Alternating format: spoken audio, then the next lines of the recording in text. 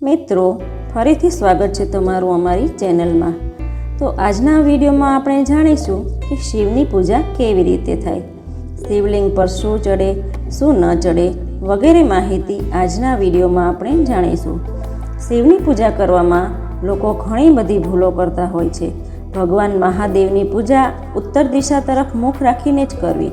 શાસ્ત્રો મુજબ મહાદેવને ગાયનું દૂધ ચડે, એ પણ ગાય સૂર્યોદય પહેલાં દોવાયેલી હોવી જોઈએ તેવું દૂધ મહાદેવને ચડે।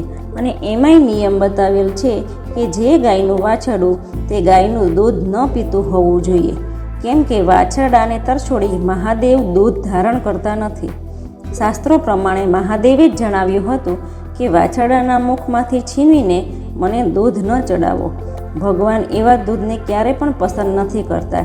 કોઈના મુખમાંથી છીનવેલું હોય તેવું દૂધ ક્યારે પણ ભગવાનને ન અર્પણ કરવું। પછી મહાદેવને ગરમ કરેલું દૂધ પણ ન ચડાવવું। ભગવાનને હંમેશા તાજું દૂધ અર્પણ કરવું। મહાદેવને ત્રાંબાના પાત્રમાં દૂધ ન ચડાવવું, કાં તો કાંસાનું પાત્ર લેવું અથવા ચાંદીનું પાત્ર લેવું। મહાદેવને ત્રાંબાના કળશમાં જળ અર્પણ કરવું અને દૂધ અન્ય પાત્રમાં જ ચડાવવું। કળશના કાંઠાને પકડીને જળ અર્પણ ન કરવું જોઈએ। કળશ નીચેથી બે હાથે પકડીને સાચા હૃદયથી જળ અર્પણ કરવું અને મહાદેવના થાળાને ગોઠણ કે પગ ન અડે તેમ ઊભા રહીને જળ અર્પણ કરવું। મહાદેવ નિરંજન અને નિર્વિકાર છે અને તે ભોળાનાથ છે, તેથી તેમની પૂજા નિયમબદ્ધ અને પદ્ધતિસર કરવી। ઘણા ખરા લોકો દૂધની કોથળી તોડીને જ શિવ પર ધારા કરે છે। આમ ન કરવું જોઈએ, જેનાથી તેમને વિપત્તિનો સામનો કરવો પડશે અને જેનાથી શિવ દોષ પણ લાગે છે। કોઈ પણ મંદિર તીર્થ સમાન ગણાય છે, માટે જો આવો દોષ થાય તો તમે તેનું ક્યાંય પણ નિરાકરણ શોધી નહીં શકો। કોઈ પણ જગ્યાએ તમારાથી પાપ થાય અને તીર્થ સ્થાને જઈને નિવારણ કરો છો, પણ જો તમારાથી તીર્થમાં જ પાપ થાય તો તેનું નિવારણ થતું નથી। ભગવાન શિવને ગાયનો ઘીનો જ દીવો કરવો। અન્ય ઘીનો દીવો શાસ્ત્રોમાં વર્જિત ગણવામાં આવ્યો છે।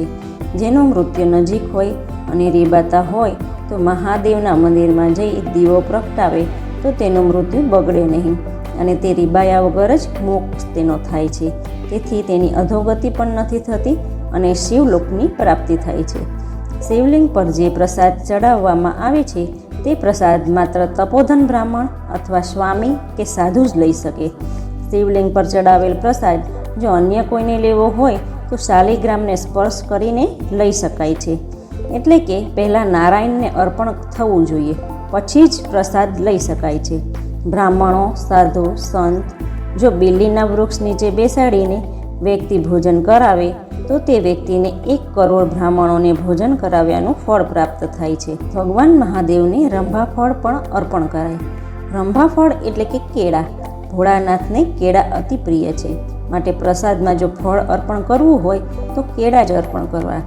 ભગવાન શિવને ઘંટનાદ પણ અતિ પ્રિય છે, એટલે જે કોઈ વ્યક્તિ મંદિરમાં ઘંટનું દાન કરે છે તેના સંતાનો જીવે ત્યાં સુધી બહેરા કે મૂંગા નથી થતા, ખોડખાપણવાળા પણ નથી થતા।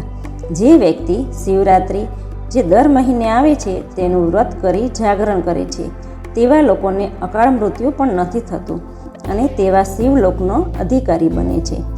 શિવ મંદિરમાં જે જલાધાર બહાર ઉત્તર દિશા તરફ નીકળે છે તેને ઓળંગીને ક્યારેય પણ જવું નહીં, ત્યાંથી પાછું ફરી જવું। મહાદેવની પ્રદક્ષિણા આખી ક્યારેય પણ થતી નથી। શિવપુરાણ પણ જણાવવામાં આવ્યું છે કે જે જીવાત્મા આ જલાધારને ઓળંગીને જાય છે તે જ ક્ષણે તેને કરેલા પુણ્યનો નાશ થાય છે। શિવ મંદિરમાં શિવ પંચાયતના દેવતા જેમ કે ગણેશજી, હનુમાનજી, કાચબો, નંદી અને જગદંબાની પૂજા કર્યા વિના શિવની પૂજા ન કરવી। આ બધાને નમન કરી પૂજા કરી ત્યારબાદ જ શિવની પૂજા કરવી। જે શિવ મંદિરમાં ભસ્મનું ત્રિપુંડ કરે છે તેવા જ વ્યક્તિ શિવની કૃપા મેળવે છે।